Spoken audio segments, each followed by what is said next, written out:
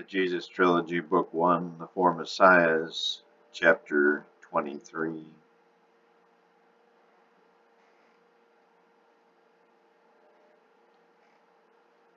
Knock, knock. Oh, hi, Mary. Is Joseph home? Jehoiada asked. He shouldn't be too long. Can I help you? Mary had come to the door, but opened it only a crack.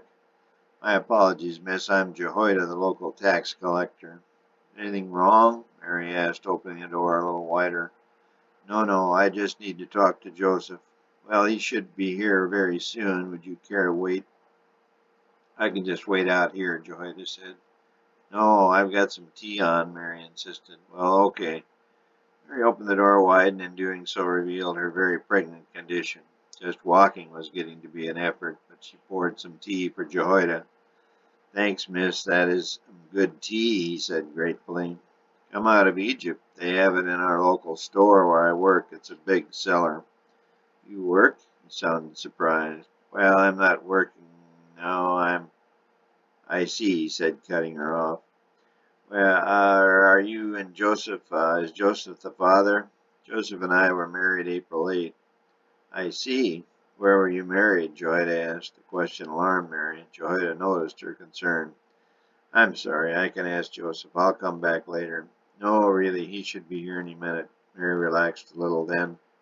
Oh, hi, Joseph, she said, relief in her voice. She ran to the door and kissed him. Jehoiada stopped by to see you. Hi, old friend. Want some tea, dear? Mary asked. I'll get it. Jehoiada, do you need a refill?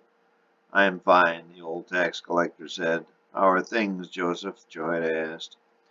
I'll leave you two alone, Mary said, excusing herself. Going good. You saw I was all caught up 2 months running. It's a good feeling, Joseph said, smiling.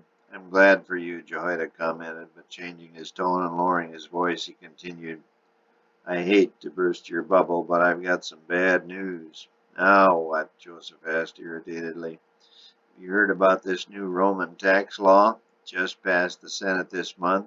The world tax, they call it. Yeah, all the Romans are going to get higher taxes. Serves them right, Joseph said. When they brought it to Caesar, he took it a step further.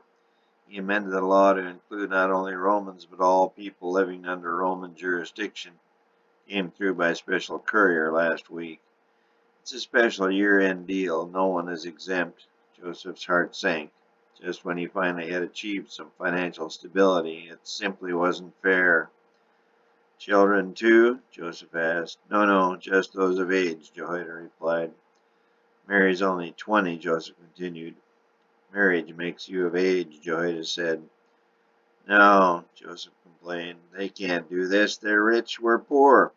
I'm afraid they can do anything they want, Joseph, Jehoiada said. Grapevine says Caesar's running low on funds. His army and navy are stretched around the world, and he needs a lot of money to support them.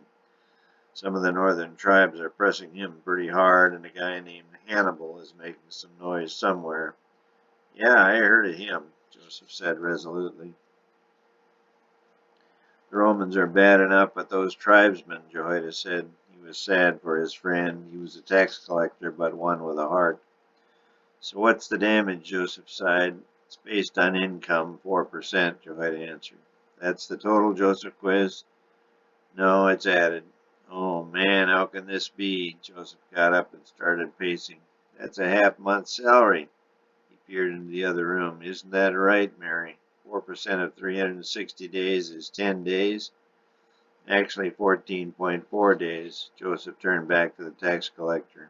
They can't do this, Joseph repeated. The tax collector stood. I better be going. I just wanted to let you know. Sorry, Jehoiada, Joseph said apologetically. It's just that I am sorry too, but I thought I'd warn you right away, Jehoiada said. When's it due? Joseph was calming down a little. They're taking a census before the year is out. It's due when you register for this census, Jehoiada said. He cringed, expecting another outburst from the big man, but Joseph's anger was waning.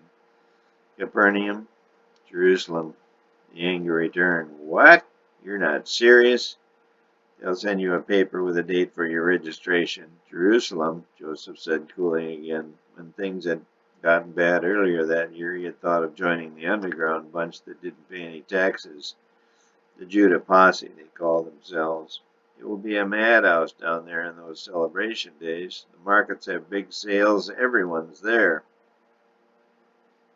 Jehoiada nodded agreement, then added, I think they're going to do it by tribe. They will start with Benjamin and work up.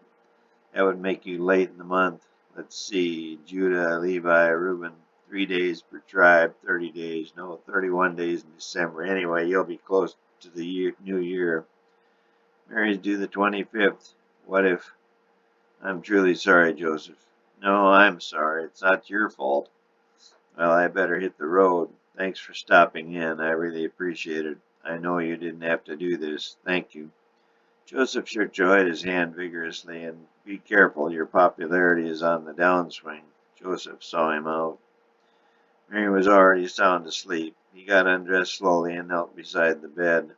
She was breathing heavily. He put his hand on her tummy, and he could feel a little baby Jesus moving about in the womb. As he rested his hand, he felt 3 kicks in a row. After about 15 seconds, the same thing happened again. He thought a coincidence, but in another 15 seconds it happened a third time. Must be a sign. It didn't happen again. The fetus went back to a more random pattern of movement. Mary hadn't even stirred. Dear God, thank you so much for all you've done for me this year. I'm not deserving of any of your kindness, but I thank you just the same. You've given me financial stability and such a wonderful woman to love in such a short time. I never expected either to happen. Forgive my weak faith, but please grant me a little more. Please be with Mary and little Jesus. They are so dear to me, and be with the kids. They are so precious to us.